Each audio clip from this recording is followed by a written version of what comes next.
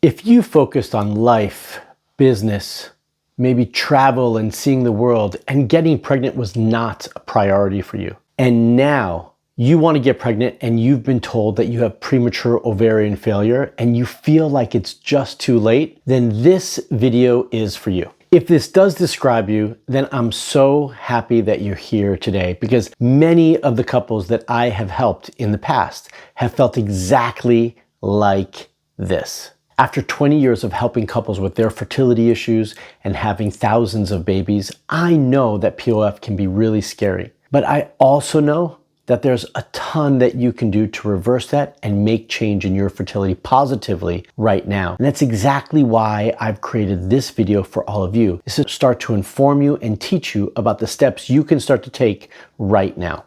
Here's the thing about POF.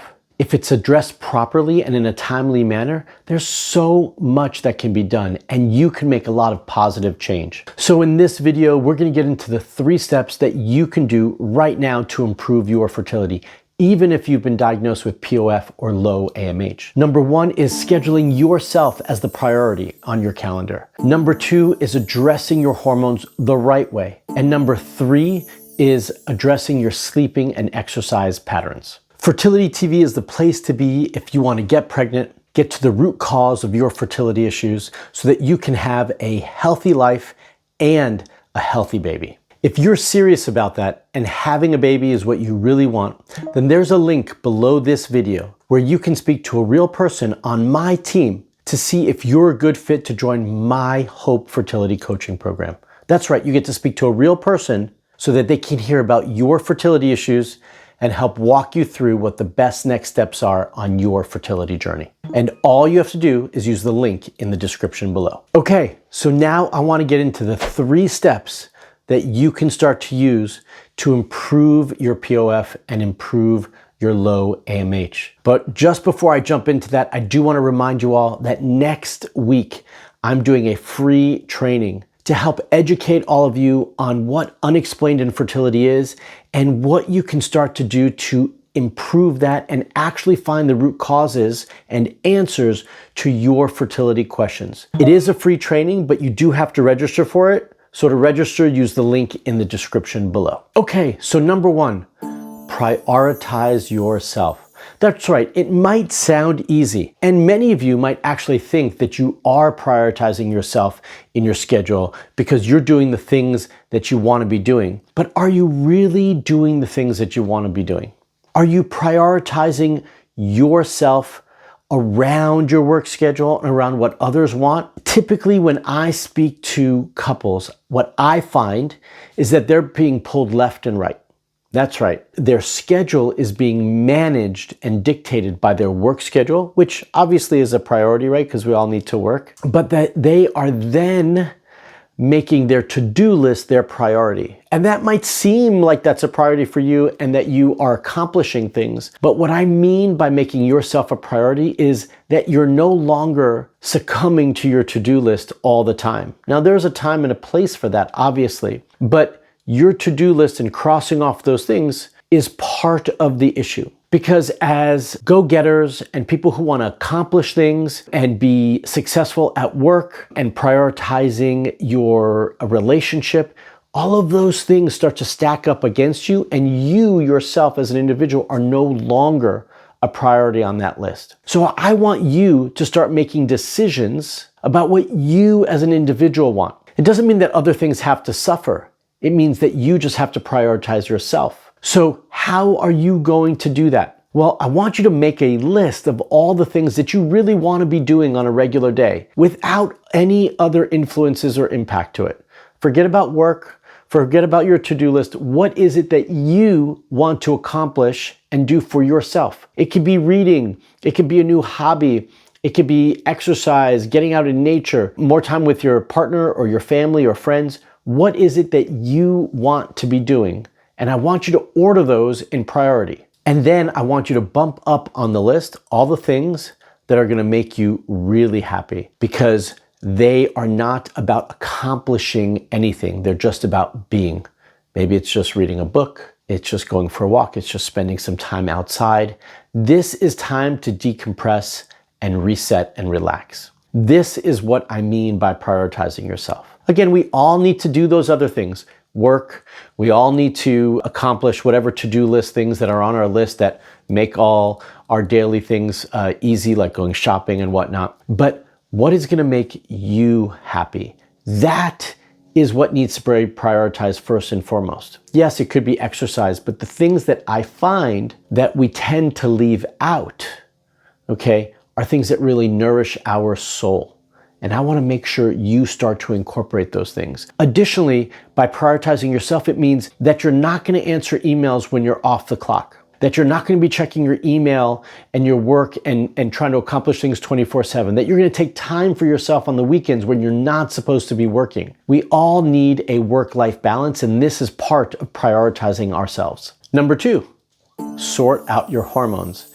If we are talking about POF and low AMH, then finding out what your hormones are telling you and addressing them is absolutely necessary. And how do we do that? Well, number 1 is we've got to get them tested, and we've got to get the right things tested. You've heard me talk over and over and endlessly about lab work and how important it is and which ones to get done. In POF and low AMH, it's even more important because your hormone results and your progress are not predicated solely on that one level of AMH or that other level of FSH. It's about understanding the entire hormonal picture so that you can have a better understanding for what's going on inside. And on top of that, it's also, I'm going to take it a step further, it's also about understanding your overall health and what all of your lab work is telling you about all the other systems in your body. Because oftentimes what we find is that your results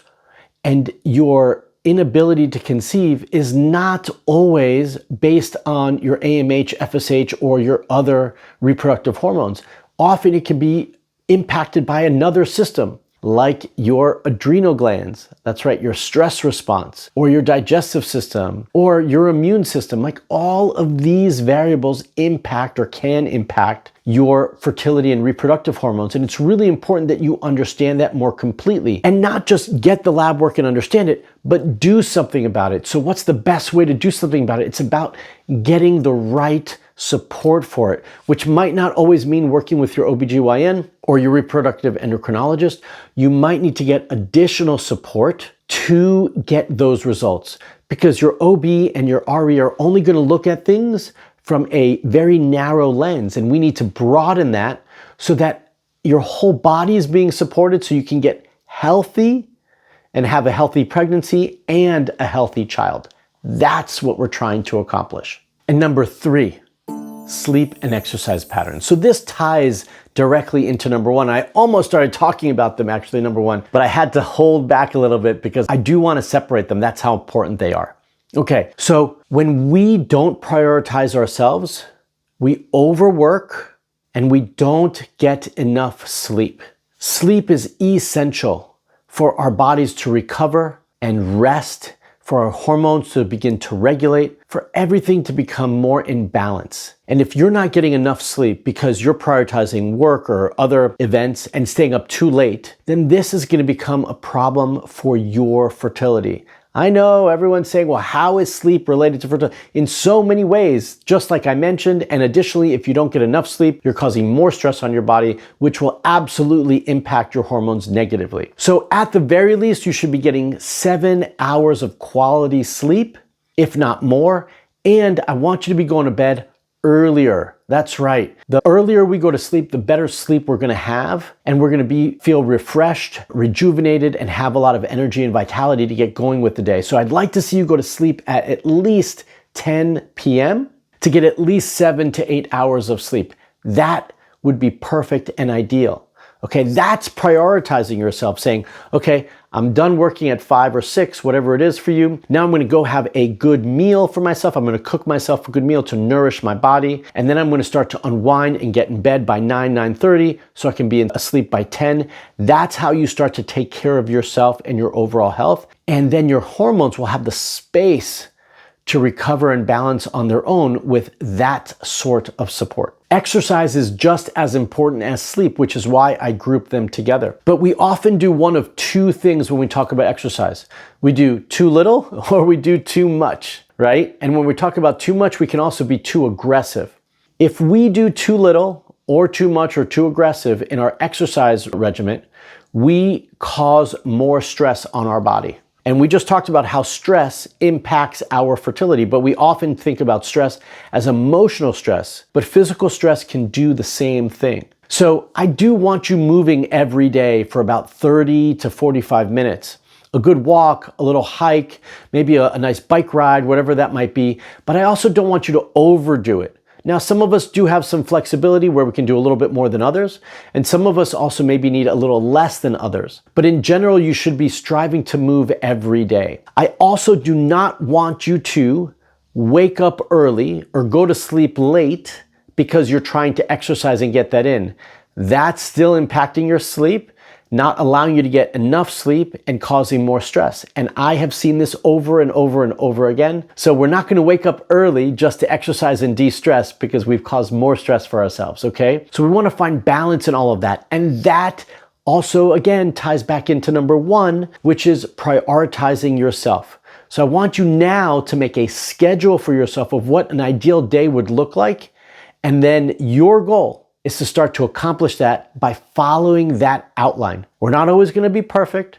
We're not always going to make it work ideally as we'd like, but that's what you're striving for, is to hit those goals so that you can have a balanced day and take care of yourself and prioritize yourself every day. And as a reminder, it's these topics and so much more that I'm going to be covering on May 8th in my free training on unexplained infertility, because I want to support all of you on your fertility journeys. But you do need to register for this free training to join me, and you can use the link in the description below to do that. This is really just one piece in the fertility puzzle, really just the tip of the iceberg. If you want to get to the root cause of your fertility struggles, if you want more support on your journey so that you can get real answers, then I want you to use the link in the description below to fill out the application to talk to one of my team members, a real person who's going to talk to you, understand your fertility situation, and help determine what the best next steps are for you, and see if you're a good fit to join my Hope Fertility Coaching Program. If you like this video, give me a thumbs up. And if you're not a subscriber to my YouTube channel, then I want to invite you to subscribe by hitting that bell right there to get notified when I put out another video for all of you. If you have questions about your fertility journey or questions about anything we discussed today, I want to hear from you. So comment below and let me know. And I will do the best I can to answer all of your questions. On top of that, because today we talked about POF and low AMH, I'm also going to leave you with another video on this topic right here down below so that you can learn more about this topic, because I want you to get results. And until the next video, stay fertile.